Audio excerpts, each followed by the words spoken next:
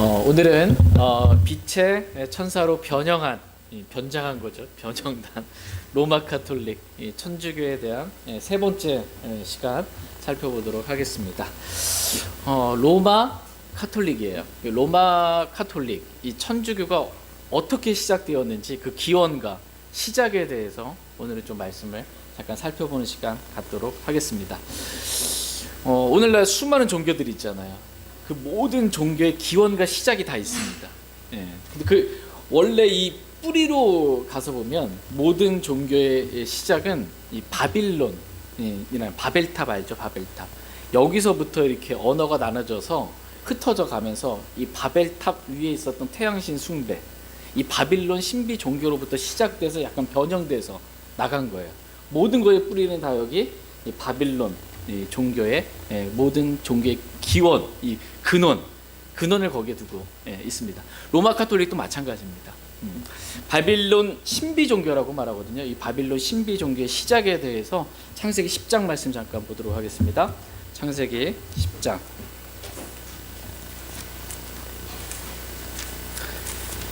창세기 10장 8절에서 10절 말씀 보겠습니다.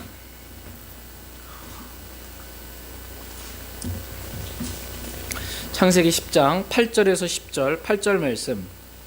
굿수가 니므롯을 낳았는데 그가 땅에서 강력한 자가 되기 시작하였더라. 그가 주 앞에서 강력한 사냥꾼이었으므로 사람들이 이르기를 왕에는 주 앞에서 강력한 사냥꾼인 니므롯 같다 하니라. 그의 왕국의 시작은 시날 땅에 있는 바벨과 에렉과 아깝과 갈레였으며. 여기서 뭐 8절에 보면 니므롯이 나와요. 니므롯. 이 니므롯은 구스의 아들로 함의 손자입니다. 노아의 홍수가 있었잖아요. 이 홍수 이후에 하나님께서는 노아를 비롯하여 그의 세 아들, 노아의 세 아들 셈, 함, 야벳에게 복을 주시면서 다산하고 번성하여 땅을 채우라고 이렇게 명령하고 계십니다. 홍수 이후에 사람들이 없잖아요. 노아의 가족 외에는. 다시 땅을 채우라는 거예요. 다산하고 번성해서 땅을 채워야 돼요. 땅을 채우기 위해서는 어떻게 해야 돼요? 흩어져야지. 그래서 번성하고 이렇게 해야죠. 그런데 이 함의 손자인 니므롯은 창세기 11장 4절에 보면 4절에 또 이르되 자 우리가 우리를 위해 도시와 탑을 세우고 탑의 꼭대기를 하늘에 닿게 하며 우리가 우리를 위해 이름을 내고 이로써 온 지면에 널리 흩어짐을 면하자 이렇게 외치면서 사람들을 선동한 거예요. 바벨이라는 도시와 탑을 세운 것입니다. 말하자면 이 니므롯은 하나님께서 홍수 이후에 다산하고 번성하여 땅을 가득 채우라 라는 이런 하나님의 말씀을 거역하고 대적한 겁니다. 거역하고 흩어짐을 면하기 위해서 지금 바벨이라는 도시와 탑을 세우게 된 것입니다.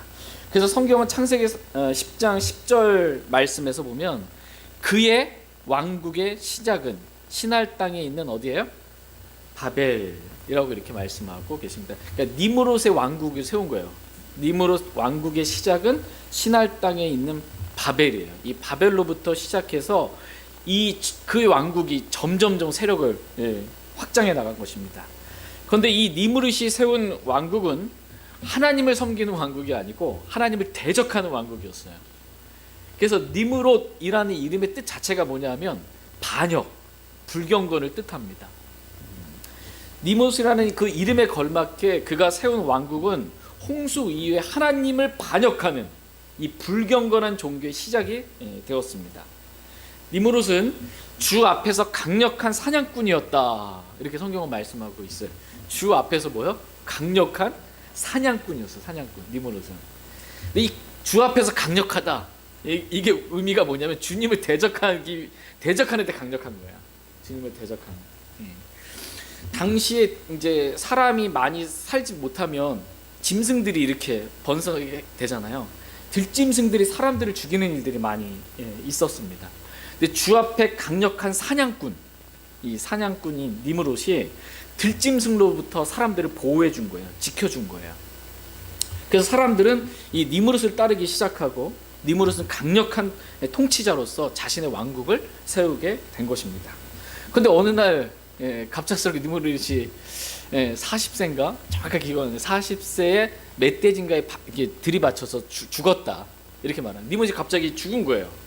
그러니까 사람들은 자신들을 이 무서운 들짐승들로부터 지켜주고 보호해준 니무롯이 죽으니까 어떻게 해야 할지를 의지할 대상이 사라진 거예요. 그때 이제 니무롯의 아내가 있어요. 니무롯의 아내 세미라미스. 이 세미라미스가 사람들이 거짓말을 한 거예요. 니무롯이 죽어서 태양신이 되었다라고 이렇게 사람들을 속인 것입니다. 그때 사람들은 자신들을 지켜줄 누군가를 찾았기 때문에 세미라미스의 이 말을 믿고 거짓말을 그냥 쉽게 받아들인 거예요. 믿고 태양신을 섬기게 된 것입니다. 그러니까 사람들 자기가 믿고 싶은 말을 믿는 거예요. 믿고 싶은 말을. 니무롯은 사라졌고 자신들 보호해줄 사람이 없는데 그래도 뭔가 의지의 대상이 있어야 되는데 이 니무롯이 죽고 태양신이 되었다라고 하니까 어디서든 태양이 나를 보호해줄 것 같은 그 마음 가운데 태양신을 숭배하게 된 것입니다. 이 죽은 니무롯이 태양신이 되어서 우리를 지켜주게 될 것이다라고 믿고 태양을 숭배하는 태양신 숭배, 이 바빌론 숭배, 이게 시작이 된 것입니다. 그런데 어느 날 남편 니무롯은 죽었는데 세미라미스가 임신을 했어요. 어떻게 된 걸까요? 세상에 이런 일이 간음과 음행으로 인한 임신인데 이걸 숨겨야 될 거 아니에요. 이게 포장을 해야 될 거 아니에요. 그래서 어떻게 해요? 창세기 3장에 보면 여자의 씨가 나오잖아요. 내가 지금 여자의 씨를 배웠다. 이렇게 사람들을 속인 것입니다. 그래서 태어난 아기가 담무스입니다. 담무스. 그러니까 세미라미스는 담무스를 또 자신의 남편 니무롯의 환생이라고 속인 거예요. 사람들을. 그래서 세미라미스는 어린 담무스를 가슴에 안고 계속해서 이 니무롯이 세운 왕국을 다스릴 수 있게 된 거예요. 얘는 권력욕이 엄청 강한 여자예요. 이 세미라미스가. 왜냐면 남편이 죽어서 그의 왕국이 이제 끝나버리고 안 되니까 자기가 이걸 다스리고 싶단 말이에요. 그러니까는 남편은 어떻게 해요? 니무롯은 죽어서 태양신이 되었다. 그래서 계속 숭배하게 만들고 그의 왕국이 계속 견고하게 갈 수 있게. 그래서 자기가 음행을 통해서 아들을 낳았는데 이게 또 니무롯의 환생이다. 또 해서 같이 함께 그 아들을 안고 담무스를 안고 계속해서 이 왕국을 통치해 나가려고 하는 권력욕이 강했던 그러한 여자입니다. 그런데 이때 사람들이 담무스만 섬긴 것이 아니고요. 이 담무스는 아기잖아요. 아기. 그러니까 이 담무스 아기를 안고 있는 실제적인 권력을 가지고 있는 세미라미스를 섬기게 만든 거예요. 이렇게 해서 어머니가 아이를 안고 있는 이게 모자 숭배 사상이거든요. 모자. 어머니가 아이를 안고 있는 이 모자 숭배 사상이 바빌론 종교의 핵심이 됐습니다. 태양신 숭배, 모자 숭배. 이게 바빌론 신비 종교의 핵심입니다. 이 바빌론 종교가 하나님께서 언어를 혼잡하게 하심으로 바벨탑이죠. 창세기 11장에 바벨탑을 세웠는데 그 바벨탑을 무너뜨리신 거예요. 그래서 전 세계로 그 서로 다른 언어들을 쓰는 사람들이 말이 통하는 사람들끼리 이렇게 흩어지게 된 겁니다. 바벨탑 사건 이후에. 그러니까 각자 다른 언어들을 가지고 있겠죠. 그러니까 같은 말을 썼을 때는 태양신을 숭배했고, 그렇죠? 근데 같은 말을 썼을 때는 이 모자 숭배 사상, 그렇죠? 어머니가 아이를 안고 있는 이걸 했지만 각자 흩어지게 되니까 심판을 받은 흩어지게 되니까 각자 다른 언어들로 이제 태양신을 섬기고 각자 다른 언어들로 모자 숭배 사상, 어머니가 아들을 안고 있는 이거를 섬기게 된 겁니다. 그러니까는 언어만 다른 거예요. 언어만 다르지만 핵심은 같은 거예요. 그래서 페르시아에서는 태양신을 숭배하는데 이 태양신의 이름이 미트라예요. 로마에서는 태양신의 이름이 소리고, 이집트에서는 라나, 호러스라고 부르고, 그리스에서는 아플론이라고 부르면서 태양신을 서로 다른 언어들의 이름으로 어쨌든 태양신 섬기고 있는 거예요. 또한 이 세미라미스와 담무스를 섬기는 모자 숭배 사상이 이집트에서도 있는데 이집트에서는 이 모자 숭배는 이시스와 호러스, 그리스에서는 비너스와 디오니시스, 로마에서는 다이아나와 아티스, 가나안 땅의 이스라엘이죠. 구약성경 읽다 보면 이스라엘 사람도 모자 숭배 이걸 여기에 빠졌거든요. 아스다롯과 담무스 이렇게 부르면서 이스라엘 사람들도 이 모자 숭배, 바빌론 신비 숭배 영향을 받아서 이렇게 하나님을 버리고 우상 숭배에 빠지게 된 것입니다. 다 같이 사사기 2장 말씀 보겠습니다.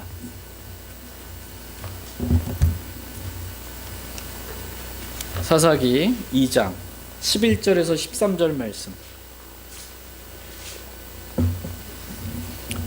사사기 2장 11절에서 13절 말씀 보겠습니다. 11절. 이스라엘 자손이 주의 눈앞에서 악을 행하여 바알들을 섬겼으며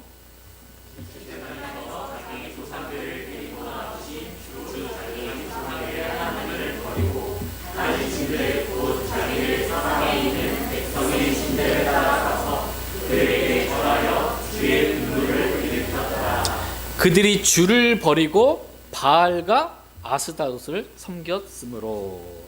그러니까 이스라엘 자손이 가나안 땅에 들어가게 되었을 때 그들은 하나님을 버리고 자기들 사방에 있던 백성들의 신들, 가나안 땅에 이방 민족이 이게 바알과 아스다롯을 섬겼다라는 것입니다.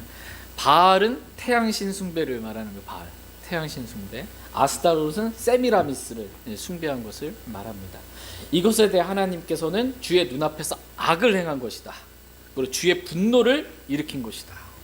이렇게 말씀하고 계십니다. 근데 이 세미라미스가 나중에 이렇게 숭배의 대상이 계속 되면서 하늘의 여왕으로 숭배받게 됩니다.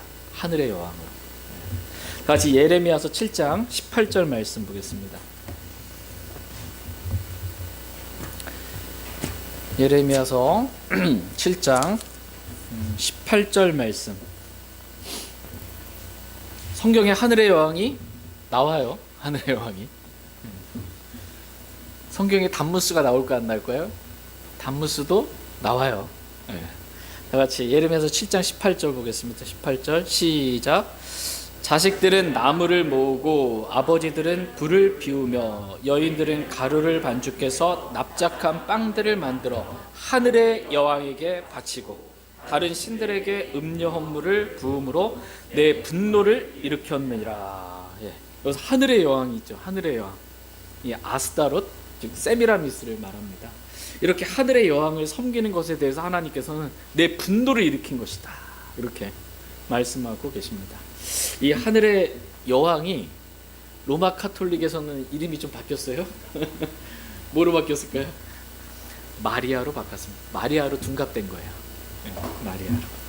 담무스 숭배와 관련해서 에스겔서 8장 14절 한번 보겠습니다. 에스겔서 8장 14절. 에스겔서 8장 14절 말씀 같이 읽겠습니다. 네, 시작. 그때 그분께서 북쪽을 향한 주의 집 입구 문으로 나를 데려가셨는데 보라, 거기에 여자들이 앉아 담무스를 위해 슬피 울고 있더라. 지금 이스라엘이 주의 집에서 담무스를 위해서 지금 슬피 울고 있는 거예요. 담무스를 위해서. 왜 담무스를 위해서 슬피 울까요? 이스라엘 여인들이. 이유는 담무스가 죽었는데 그를 위하여, 담무스를 위하여 슬피 울면 그 담무스가 부활해서 농작물을 푸르게 할 것이다 라고 이렇게 믿었기 때문입니다. 그러니까 담무스를 위하여 울면 그의 농사가 풍년이 될 것이다 이렇게 믿었던 거예요. 풍요, 풍년, 이걸 섬기는 거예요. 이렇게 하나님을 섬기는 이스라엘에게 지금 태양 숭배, 바알 숭배, 그 다음에 모자 숭배, 이 하늘의 여왕 세미라미스와 담무스, 이러한 이 바빌론 신비 종교, 이것이 이스라엘까지 들어오게 된 것입니다. 이것이 이제 점차 와서 오늘날에서는 바빌론 이 신비 종교를 그대로 이렇게 거의 그대로 이어받은 이 단체가 어디냐? 로마 카톨릭입니다. 로마 카톨릭이 그대로 이어받았어요. 로마 카톨릭의 이제 시작을 한번 보도록 하겠습니다.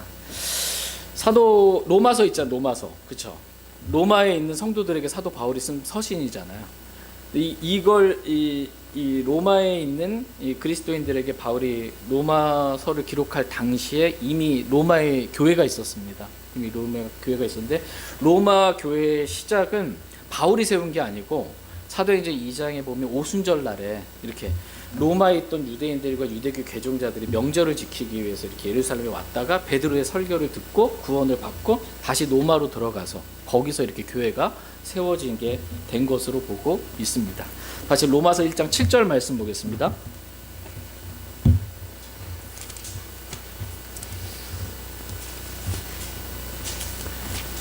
로마서 1장 7절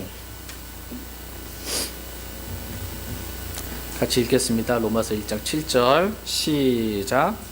바울은 하나님께 사랑을 받고 성도로 부르심을 받은 로마에 있는 모든 자들에게 편지하노니 하나님 우리 아버지와 주 예수 그리스도로부터 은혜와 화평이 너희에게 있기를 원하노라. 아멘. 사도 바울이 로마에 있는 하나님께 사랑받는 성도들에게 이 편지를 쓸 때, 로마서를 쓸 때가 주후 AD 57년경이었습니다. 이때 이미 로마 교회가 세워져 있었던 거예요. 그런데 로마의 네로 황제, 이 네로 황제로부터 시작해가지고 콘스탄틴 대제에 이르기까지 10차례 진짜 엄청난 큰 박해가 이 로마에 있는 교회에 있었습니다. 막 대대적인 진짜 이 피해 숙정이었어요. 수많은 사람들을 로마에 믿는 순수한 그리스도인들이 죽인 거예요. 근데 이들이 자신이 순교당하면서도 믿음을 버리지 않은 거예요. 순교당하면서까지 끝까지 주님을 향하는 그 믿음을 버리지 않고, 그런데도 박해하고 또 죽고 10번까지 죽여도 어떻게 해요? 계속해서 박해도 이 복음의 불길이 꺼지지 않고 로마 전역에 계속 퍼져나간 거예요. 죽인다고 되는 문제가 아니었어요. 없어질 수가 없었던 거예요. 근데 당시 로마는 태양신을 섬기는 종교가 있었고, 이집트로부터 이렇게 들어온 신비 종교가 있었고, 로마 황제를 신으로 이렇게 신격화시켜서 섬기는 종교가 있었고, 로마가 여러 수많은 나라와 민족들을 정복하면서 그들 각자 민족들이 가지고 있는 종교들 있죠. 그것과 있었던 거예요. 그러니까 이 로마라는 이 제국에 종교 갈등이 엄청난 겁니다. 종교 갈등이. 근데 이때 콘스탄틴 대제가 로마를 하나의 종교로 통합해서 더욱더 강력한 제국으로 만들기를 원했습니다. 그런데 이 수많은 박해에도 불구하고 로마 전역으로 계속해서 복음에 퍼져나간 이 기독교, 죽여도 죽지 않는 사라진 이 기독교를 보고 콘스탄틴 대제가 이거 정치적으로 이 종교를, 기독교를 이용하면 좋겠다라는 마음을 갖게 됩니다. 그래서 자신이 기독교로 개종했다고 공포를 하고 기독교에 대한 박해를 중지시키라는 그런 명령을 내리게 됩니다. 역사학자 유세비우스에 의하면 콘스탄틴이 꿈에 십자가 환상을 보고, 꿈에 십자가가 나타나는 십자가 환상을 보고 이 표적을 가지고, 이 십자가를 가지고 정복하라 라는 말을 이렇게 듣고 밀비한 다리 전투에서 승리함으로 기독교로 개종하게 되었다라고 이렇게 말합니다. AD 313년 콘스탄틴은 밀라노 칙령을 통해 기독교를 로마의 국교 종교로 공인하는 거예요. 공식적인 로마의 국교 종교가 AD 313년에 기독교가 된 거예요. 그리고 로마 교회에 많은 혜택들을 주게 됐습니다. 신약교회사에 보면 콘스탄틴은 성직 계급에게 면세 혜택을 주었고, 세금을 안 내도 되는 면세 혜택을 주었고, 기독교인들에게 문제가 될 것 같은 몇 가지 이교도적인 정말 너무 심한 관행들은 폐기시켰고, 모든 구원받지 못한 이교도들에게는 일요일을 준수하라고 이렇게 명령을 내렸고, 324년에는 기독교를 개종하는 모든 자들에게, 다른 종교에 있다 개종한 거예요, 종교로 바꾼 거예요, 기독교로 바꾸는 그러한 사람들에게는 금화 20개랑 흰옷 한 벌을 선물로 준다고 약속을 한 겁니다. 어때요? 기독교로 개종하면 뭘 준대? 금화 20개 주고 옷도 주고. 이러니까는 구원받지도 않은 채 로마의 이 기독교 안으로 수많은 사람들이 이교도 밀려 들어오게 된 거예요. 이게 겉으로는 기독교로 개종한 것 같지만 구원받지는 않은 거예요. 속은 원래 자신들이 믿고 있던 종교 그대로 가지고 있었던 것입니다. 이래서 이 로마 교회가 부패한 교회가 된 거예요. 로마 박해가 있었을 때 믿음을 지키기 위해서 순수하게 그렇게 갔었는데 국가 종교가 되고 나니까 권력을 힘이 입었잖아요. 그래서 뭐 돈도 주지 옷도 주지 막 이러니까 여기서 사회에서 성공하려면 당연히 기독교 와야지 뭐. 이렇게 구원받지 않은 사람들이 이렇게 밀려 들어와서 겉은 기독교인데 속은 여전히 이 우상숭배하는 이러한 이방신을 섬기는 이러한 이교도적인 의식들, 이게 성경이랑 아주 잘 이렇게 버무려져 가지고 마치 진짜 기독교인 것처럼 이렇게 잘 포장을 해놓은 겁니다. 실제는 우상숭배 하는 건데, 이 부패한 기독교가 로마 카톨릭 교회로 세상의 부와 권력을 가지고 등장하게 된 것입니다. 그러니까 로마 카톨릭의 시작은 어디서 시작됐어요? 로마에서 시작됐죠. 로마에서. 기독교는 어디서 시작했어요? 목포 이러면 안 돼요. 예루살렘에서 시작됐어요. 예루살렘에서. 그래서 초기 기독교인들은 100% 유대인이었어요. 그 유대인들이 핍박으로 흩어지게 된 거죠. 두루 흩어진 나그네가 된 거예요. 근데 가는 곳마다 열심히 증거한 거예요. 이방인들이 구원받게 된 거예요. 이방인 교회들이 생기고 안디옥에서 처음으로 그리스도인을 불리게 된 겁니다. AD 예수님 부활하시고 승천하신 이유니까 AD 30여 년 이후 이렇게 교회가 예루살렘에서, 기독교는 예루살렘에서 AD 30여 년경 이렇게 이제 생기게 된 거고, 로마 카톨릭은 로마에서 생기게 된 거예요. 국가 종교로, 로마의 국가 종교로 시작됐고, 믿지 않는 이교도들이 막 돈 준다고 하고 옷 준다고 하니까 들어와서 부패한 기독교로 형성된 게 AD 313년경에 로마 카톨릭이 부패한 기독교가 이렇게 정치와 결탁한 이러한 기독교가 생기게 된 것입니다. 그러니까 출발 자체가, 시작 자체가 아예 로마 카톨릭하고는 달라요. 로마 카톨릭 안에 있다가 개신교가 나왔다고 하잖아요. 원래는 물론 맞아요. 1517년에 이렇게 종교개혁하고 로마 카톨릭 안에 있다가 다른 이제 개신교들이 나왔으나, 원래 시작은 성경에서 말씀하신 기독교는 처음부터 있어요. 300년이나 앞서 있는 거예요. 예루살렘부터 시작된 겁니다. 로마 카톨릭은 자신들이 하느님을 섬긴다. 하늘에서 리을 탈락. 그래서 하늘에 있는 태양을 섬기는 거예요. 하느님을 섬긴다. 이렇게 말합니다. 그러나 카톨릭이 섬기는 하느님은 이 성경의 하나님이 아니에요. 실제로 카톨릭이 섬기는 이 경배에 대한, 섬긴다, 경배한다는 거잖아요. 카톨릭에서 섬기는 이 경배의 대상은 바빌론 신비 종교, 태양신 숭배예요. 태양신. 그래서 카톨릭 성당에 가면은 그 태양에 대한 이 문양 모양들이 많이 있습니다. 태양신. 천정도 어떻게 해요? 이렇게 동그랗게 돼 있어 태양이 들어오잖아요.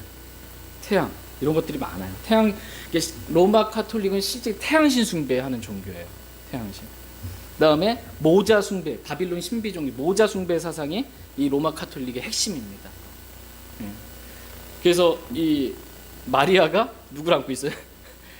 아기 예수를 안고 있는 모자 숭배 사상. 둔갑한 거예요. 둔갑. 그리고 수많은 이방 민족들이 섬겼던 이 신들이라 불리는 많은 신들, 이런 소문자 신들, 우상들이 이제 로마에서 성인으로 세워가지고 그 성인들로 이렇게 섬기는 그 대상이 된 거예요. 그러니까 태양신, 로마 카톨릭의 숭배, 경배의 대상은 첫 번째 태양신, 태양. 그 다음에 모자 숭배. 그 다음에 수많은 성인들, 이렇게 우상들을 섬기게 된 것입니다. 먼저 모자 숭배 사상, 마리아 숭배에 대해서 잠깐 살펴보겠습니다. 바빌론 종교의 특징은 세미라미스잖아요. 어머니, 이 세미라미스가 아이 담무스를 안고 있는 형상을 숭배하는 것입니다. 이와 동일하게 로마 카톨릭 역시 어머니 마리아가 아이 예수님을 안고 있는 그 형상을 숭배합니다. 그래서 로마 카톨릭 천주교에 보면 마리아가 예수님 안고 있는 이러한 형상이나 그림들, 이게 참 많은 거예요. 다 맨날 아기 예수야. 아기 예수는 마리아가 마음대로 할 수 있거든요. 맨날. 그러니까 이스라엘이 하나님을 버리고 하늘의 여왕이라 부르는 이 아스타롯과 담무스를 섬겼던 것처럼, 카톨릭 역시 하나님을 버리고 하늘의 여왕이라 불리는 마리아와 담무스를 아기 예수로 이렇게 둔갑시켜서 섬기고 있는 것입니다. 같이 고린도후서 11장 4절 말씀 보겠습니다.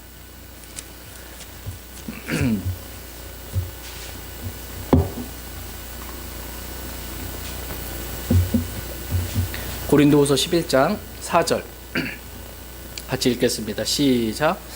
만일 누가 가서 우리가 선포하지 아니한 다른 예수를 선포하거나 혹은 너희가 받지 아니한 다른 영이나 너희가 수용하지 아니한 다른 복음을 너희가 받아들이게 하면 너희가 그를 잘 용납하는도다. 예, 여기서 보면 다른 예수 나오죠. 다른 예수, 다른 영, 다른 복음이 나옵니다. 예, 이렇게 다른 예수, 다른 영, 다른 복음을 전해도 너희가 잘 용납한다고. 원래 용납하면 돼요, 안 돼요? 성경에서 말씀하신 예수님이 아니고 성경에서 말씀하신 복음이 아니고 성경에서 말씀하신 영이 아닌데 그 성경과 다른 예수, 다른 영, 다른 복음을 너희가 지금 고린도 교회 성도 너희가 잘 용납하고 있다고 지금 책망받고 있는 거예요. 지금 이와 마찬가지로 카톨릭이 말하는 이 아기 예수는 성경이 말하는 예수가 아니에요. 다른 예수예요. 예, 이 카톨릭이 말하는 이 마리아는 성경이 말하는 마리아가 아니에요. 예, 성경이 말하는 마리아가 아닙니다. 이 세미라미스를 하늘의 여왕으로 이렇게 섬기는 거고 단어는 마리아로 바꿔치기 한 겁니다. 본질은 그거예요. 마리아, 하늘의 여왕을 섬기는, 세미라미스를 섬기는 그러한 종교 단체입니다. 교황 그레고리 16세 위에 성인으로 추대된 이 알폰소스 리기오리라는 사람이 만들어낸 이야기가 있습니다. 이런 이야기 혹시 들어보셨는지 모르겠네요. 이 이야기에 따르면 어떤 죄인이 하늘에 이제 이르는 두 개의 사다리를 보았다고 합니다. 근데 하나의 사다리 그 위에는 하늘 쭉 위에 보니까 하늘에 올라가서 그 위에 그 사다리 꼭대기 위에는 예수님이 있는 거예요. 그리고 또 다른 사다리에는 마리아가 이렇게 있었다는 거예요. 지어낸 이야기입니다. 근데 이 죄인이 먼저 예수님이 계신 사다리를 타고 이렇게 올라간 거예요. 근데 타고 거의 하늘에 다 온 것 같은데 보니까 예수님이 성난 얼굴로 이렇게 자기를 이렇게 쳐다봤다라는 것입니다. 그래서 너무나 놀래서 더 이상 이렇게 사다리 타고 올라가지 못하고 떨어져서 땅으로 떨어졌다 이거예요. 사다리 타고 하늘에 가고 싶어서 갔는데 예수님이 성난 얼굴을 하고 있으니까 못 올라갔어요. 근데 다음에 보니까 마리아가 이렇게 있는 그 사다리를 타고 올라가는데 다시 마리아의 얼굴이 얼마나 인자하고 자상하고 사랑이 가득한 얼굴로 죄인을 반겨주는지 쉽게 하늘에 올라가게 되었다라는 이야기를 만들어낸 것입니다. 이 이야기를 통해서 예수님은 무서운 분으로, 그래서 죄인이 감히 접근할 수 없는 그러한 분으로 예수님을 인식시키고, 마리아는 어떻게 해요? 어머니. 마리아는 자상하고 인자한 어머니로 언제나 죄인을 이렇게 받아주는 그러한 분으로 인식하게 만든 것입니다. 실제로 카톨릭은 마리아의 비밀 중에서라는 그 책에 보면 다음과 같이 기록되어 있어요. 우리는 마리아를 통하지 않고 마리아의 중개와 마리아의 협조 없이는 결코 주님께 가지 말아야 합니다. 마리아의 중개를 통해서만 주님께 나아가야 된다는 거예요. 우리는 예수님께 기도할 때도 마리아 없이는 결코 하지 말아야 합니다. 이렇게 가르치는 겁니다. 마리아를 통하지 않고서는 결코 주님께 가지도 말고 마리아 없이는 결코 주님께 기도하지도 말라고 지금 카톨릭은 가르치고 있는 거예요. 카톨릭에서는 늘 예수님보다 마리아가 먼저예요. 마리아가 앞섭니다. 마치 예수님은 어린아이와 같아서 이 짜증 쉽게 잘 내는 어린아이 있잖아요. 짜증 쉽게 잘 내는 아기 예수 같아서 화도 잘 내기 때문에 어머니 마리아가 먼저 아이 예수님을 달래놓고 화를 좀 가라앉힌 다음에 마리아가 뭔가를 이렇게 대신 예수님한테 요청을 하면, 그래서 어머니가 요청하는 거니까 잘 들어준다라는 그런 가르침이 숨어 있는 거예요. 그래서 카톨릭은 예수님께 직접 나아가서 기도하지 말고 마리아를 통해서, 자상한 어머니 마리아를 통해서 예수님의 분노와 화를 좀 가려놓고 가라앉혀 놓고 그렇게 구해야 더 효과가 있다. 마리아를 통해서 구해야 효과가 있다라는 거예요. 그래서 이런 말들이 있어요. 마리아는 예수 그리스도께로 나아가는 가장 쉽고 가깝고 가장 안전한 길입니다. 마리아가 길이에요. 예수님께 나아가는 가장 쉽고 빠르고 안전한 길. 그리고 어떤 구호 같은 게 있냐면 성모님을 통하여 예수님께로, 예수님께 직접 나가는 게 아니고 누굴 통해서? 성모님을 통하여 예수님께로 이렇게 가자라는 것입니다. 그러나 카톨릭이 말하는 예수님과 마리아는 성경에 기록된 예수님과는 완전히 다른 예수예요. 예. 그리고 성경에 기록된 마리아와는 완전히 다른 마리아입니다. 마리아의 영광 중에서라는 책이 있어요. 한번 보시면 잘 들어보세요. 깨어 있으세요. 뭐라 그러는지. 하늘과 땅에 있는 모든 권세는 그대, 마리아를 말합니다, 마리아에게 주어졌다. 하늘과 땅에 있는 모든 권세는 누구에게 주어졌대요? 마리아에게 주어졌다. 때문에 마리아의 명령에 모든 사람, 즉 하나님이라도 복종해야 한다. 마리아의 영광 중에서. 너무 심한 얘기죠, 이게. 마리아의 명령에 모든 사람, 즉 하나님이라도 복종해야 한다라는 것입니다. 카톨릭은 자신들이 이 경배하는, 숭배하는 이 경배의 본질이 누구냐 했을 때 마리아라고 말해요. 기독 카톨릭 교리서에 보면 복된 동정 마리아, 평생 동정녀예요. 평생 처녀로 있는 이 복된 동정 마리아에 대한 교회, 카톨릭 교회의 신심은, 마음은 그리스도교 예배의 본질적 요소다. 그러니까 이 카톨릭의 본질적 예배의 본질적인 요소는 누구라는 거예요? 마리아라는 것입니다. 마리아. 이 말의 의미는 마리아가 이 로마 카톨릭 천주교의 예배의 본질적인 경배의 대상이다라는 거예요. 경배의 대상. 바빌론 신비 종교가 세미라미스를 하늘의 여왕으로 섬긴 것과 동일한 거예요, 지금. 그래서 카톨릭은 마리아를 하늘의 여왕으로 경배하기 위해서, 마리아가 죄가 있으면 안 되거든. 마리아가 남자와 관계를 가져서 애를 이게 있을 수가 없는 일인 거예요, 이게. 그러니까 이 동정으로 평생 동정 교리를 만들고 수많은 교리들을 만들어서 마리아를 숭배의 대상을 높이고 있는 겁니다. 그 중에 하나가 마리아의 무염시태 교리가 있어요. 무염시태 교리. 없을 염. 물들 염색한다고 그러잖아요. 비로소 시 아이 뵐 테. 그러니까 예수님이라는 아이를 뵐 때 마리아는 죄에 물들지 않았다. 무염시태 교리예요. 그래서 카톨릭 교리서에 보면 티 없이 깨끗하며 조금도 원죄에 물들지 않았던 동정녀는, 이라고 이렇게 말합니다. 카톨릭은 마리아가 예수님을 잉태하는 순간부터는 조금도 원죄에 물들지 않았다라는 무염시태 교리를 가르칩니다. 정식 교리예요. 예수님께서 원죄에 물들지 않았던 것처럼, 예수님 죄가 없으시죠? 마리아도 원죄에 물들지 않았다라는 거예요. 예수님과 지금 동급으로 만들어버린 거예요, 마리아를. 그리고 더 나아가서는 예수님보다 더 높은 분으로 마리아를 만들어버리는 겁니다. 계속해서. 이유는 마리아가 뭐예요? 로마 카톨릭의 경배의 대상인 본질이에요. 마리아를 숭배해야 되기 때문에 하늘의 여왕으로 만들기 위해서 그렇게 수많은 교리들을 만들어내는 것입니다. 카톨릭 교리서에 보면 마리아는 사람이 되신 하느님의 영원한 아들, 바로 하느님이신 그 아들의 어머니이기 때문에 참으로 하나님의 어머니이다. 이해되십니까? 뭔 말인지 모르겠죠? 자, 정신을 차리고, 마리아는 예수님의 어머니이고 예수님은 하나님이잖아요. 그렇죠? 결국 마리아는 하나님의 어머니라는 거예요. 3단 논법 논리가 좀 이해되십니까? 논리가 이렇게 이런 논리로 가면, 마리아는 예수님의 어머니고 예수님 하나님이니까 하나님의 어머니고 마리아는 곧 하나님의 어머니다, 이렇게 된 겁니다.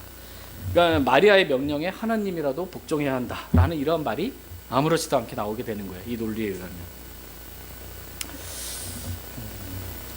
카톨릭 교리서에 보면 사실 복된 동정녀는 오랜 옛적부터 천주의 모친이란 칭호로 공경받고, 동정녀 마리아가 어떤 칭호로? 천주의 모친. 이 영어로 하면 Mother of God이에요. 하나님의 어머니라는 칭호로 공경을 받아왔다라는 거 가르칩니다.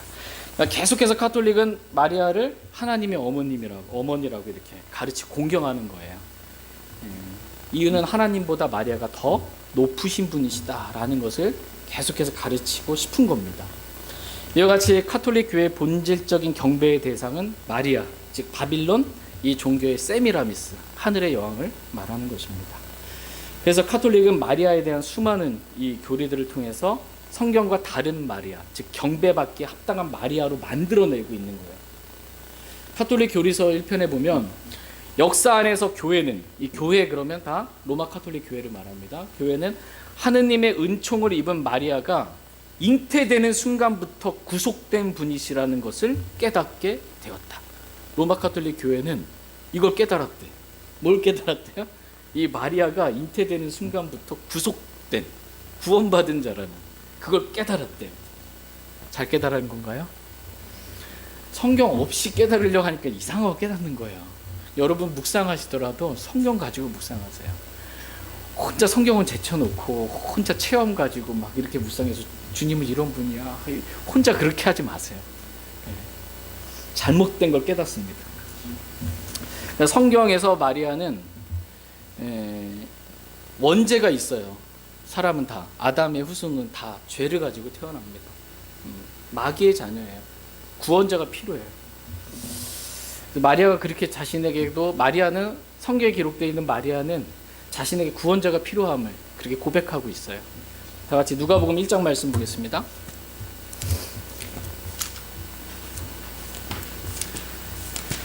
누가복음 1장 46절 47절 말씀.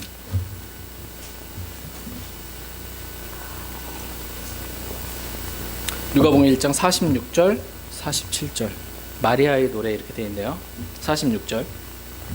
마리아가 이르되 내 혼이 주를 크게 높이고. 예, 성경에 기록되어 있는 이 마리아는 주님을 크게 높였어요. 그리고 내 구원의 하나님을 기뻐하였다, 이렇게 말씀하고 있습니다. 여기서 중요한 표현이 내 구원자예요. 내 구원자. 예, 내 구원자를 기뻐했다. 그러니까 마리아에게 있어서도 구원자가 필요한 거예요. 예, 구원자가 필요한 존재예요. 예. 그래서 성경에서 마리아는 이 정결례가 필요한 부정한 여인이었다, 이렇게 말씀하십니다. 레위기 12장 한번 볼게요. 레위기 12장 2절에서 4절 말씀 보겠습니다. 레위기 12장 2절에서 4절 말씀. 2절 말씀. 이스라엘 자손에게 말하여 이르라. 여인이 씨를 수태하여 사나이 아이를 낳으면 이래 동안 어떻게 해요? 부정하리니 곧 그녀의 병약함으로 인해 분리하는 날들과 같이 그녀가 부정하리라.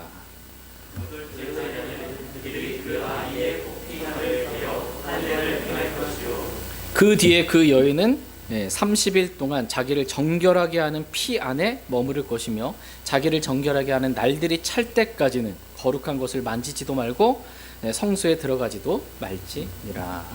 그러니까 여인이 씨를 수태해서 아이를 낳으면 자기의 연약함으로 인해 부정하게 되었기 때문에 자기를 정결하게 하는 그 날을 채울 때까지는 거룩한 것을 만지지도 말고 성소에 들어갈 수도 없다라고 말씀하고 계십니다. 부정하기 때문에 그렇게 할 수 없다라는 거예요.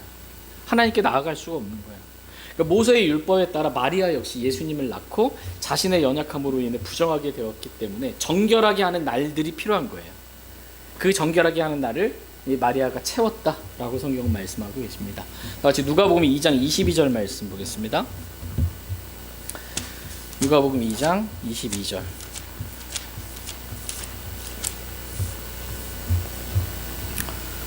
누가복음 2장 22절 같이 읽겠습니다. 누가복음 2장 22절.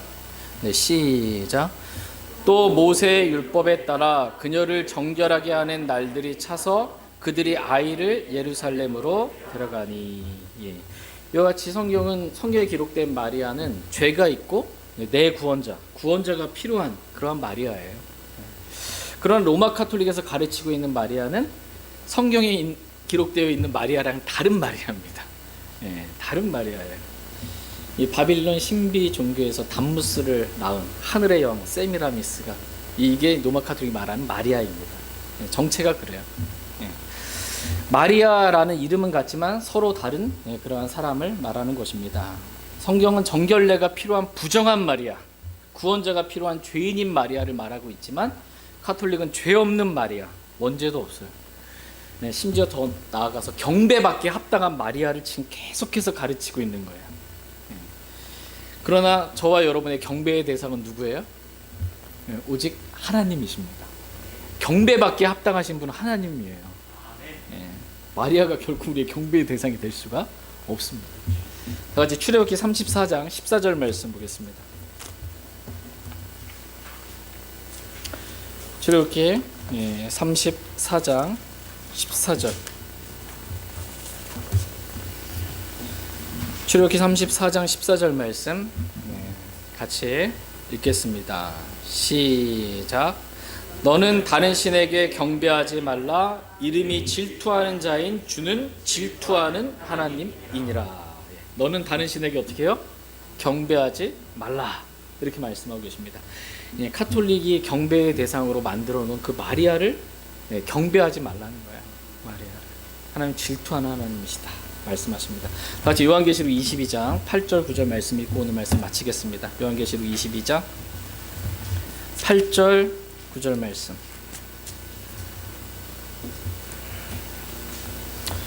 요한계시록 22장 8절 9절 8절 말씀. 나 요한이 이것들을 보고 들었노라. 내가 듣고 본 뒤에 이것들을 내게 보여준 천사의 발 앞에 경배하려고 엎드리매 그때에 그가 내게 이르기를 나는 내 공로 중이요 대언자들인 내 형제들과 이 책의 말씀을 읽히는 자들 중에 속한 자니 너는 주의하여 그리하지 말고 하나님께 경배하라 하더라. 아멘. 요한이 천사의 발 앞에 경배하려고 이렇게 엎드린 것이고, 요한계시록에 있는 수많은 것들 보여준 천사. 이 천사에게 요한이 봤을 때 대단한 거, 이거 보여준 천사인데 그러니까 경배하고 싶은 마음이 든 거예요. 이게. 근데 천사의 발 앞에 엎드려 경배하려고 이렇게 했을 때 그 천사가 경배를 받았어요, 안 받았어요? 안 받는 게 정상입니다. 베드로도 베드로 발 앞에 하려고 그러니까 경배를 안 받았거든요. 엎드린 거. 나도 사람이라. 이게 정상적인 거예요. 경배를 그냥 받으면 안 돼. 잠깐 이렇게 사람 헷갈리게 돼가지고 경배를 하려고 해도 그 받으려고 하면 안 된다라는 것입니다. 이 천사가 경배를 받지 않고 뭐라고 말해요? 너는 주의하여 그리하지 말고 하나님께 경배하라. 그러니까 경배의 대상을 정확하게 알려주는 거예요. 우리가 경배해야 될 대상은 천사도 아니고 마리아도 아니고 다른 우상이나 신들도 아니고 어떤 사람도 아니에요. 우리가 경배할 대상은 오직 하나님께 경배하라. 하나님께만 경배하라. 이렇게 말씀하고 계십니다. 저와 여러분이 하나님께만 경배드리길 원합니다. 경배드리는 방법도 알려주셨어요. 어떻게 경배드리래요? 신령과 진정 이러시면 안 되고 경배 방법이 다른 겁니다. 하나님께 경배드릴 땐 신령과 진정이 아니고요, 영과 진리로, 반드시 영과 진리로 경배하라고 분명하게 가르쳐주고 계십니다. 영과 진리가 아닌 경배, 이거 하나님 안 받으신다 이렇게 말씀하고 계십니다. 저희 모두가 오직 하나님께만 경배드리길 원합니다. 가톨릭의 이 신체를 저희가 좀 더 공부해 나가면서 분명하게 볼 수 있기를 원합니다. 제가 기도하고 마치겠습니다.